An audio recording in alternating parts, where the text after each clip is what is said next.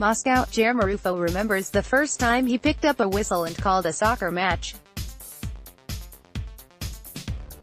"My father kept saying, 'Hey, you want to be a referee?' And I'm 19 years old, and I'm like, 'No, why would I want to do that?'" he recalled.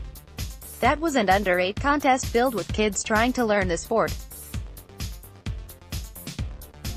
Now the 41-year-old from El Paso, Texas, will be on the field for soccer's pinnacle, the World Cup. While the United States is missing from soccer's showcase for the first time since 1986, it is the only nation with 2 referees working the tournament. Mark Geiger is the second American to referee at 2 World Cups. The 43-year-old from Beechwood, NJ, worked 2 matches during the group stage in Brazil 4 years ago, and then became the first American to officiate a knockout stage match, France's 2-0 victory over Nigeria. "It is an indication of the quality of the pool that we have here," said Howard Webb, the English referee who worked the 2010 World Cup final and now heads the professional referee organization, which supervises match officials in the U.S. and Canada. Murrufo's father, Antonio, was a referee in Mexico's top division who was under consideration for the 1998 World Cup but wasn't picked. "Now he's so excited for me and just living his dream through me," Jair Murrufo said in New York before heading to Russia. "I want to fly him out there, but we'll see." He remembers his first match, in an El Paso youth league. His father kept prodding. "I just said, okay, fine. So you could get off my back, I'll do it," the son explained. "The first thing I do is I waved down my assistant referee and said, 'No, I got this,' and I felt like it was in my blood. And, obviously, it was, because from that day on I fell in love with it." Geiger started when he was 13, in the Jersey Coast Youth Soccer League. His motivation? Money, he said with a smile. "It was the easiest, most enjoyable job that a teenager that young could have, going out and doing 5-6 games on a Saturday and then same thing on a Sunday." Murrufo worked for paint company Sherwin-Williams before he was among the first 4 full-time referees hired by the U.S. Soccer Federation in 2007. He was voted Major League Soccer's Referee of the Year in 2008 and was the only American on the preliminary list of 2010 World Cup referees released by FIFA.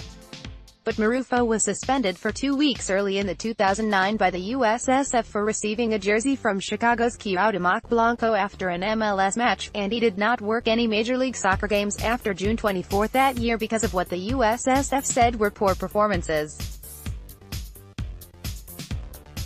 It took nearly a decade for him to work his way back into contention. "Things didn't go my way, and I didn't give up on it, and I was chasing it," he said. And it's finally coming true. Geiger was an advanced placement math teacher in Lenoka Harbor, NJ, until pro was established by the USSF and MLS in 2013. The history of American referees at World Cups was slim before his performances in Brazil. David Socha was the first American to referee a World Cup match, whistling 1 match each in 1982 and 1986.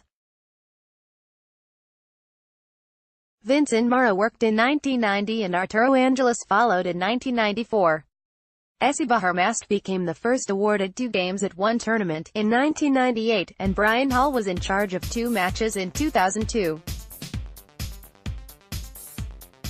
There were no American referees on the field during the 2006 and 2010 tournaments. Geiger refereed the final of the 2011 Under-20 World Cup, earning a spot in the big World Cup 3 years later.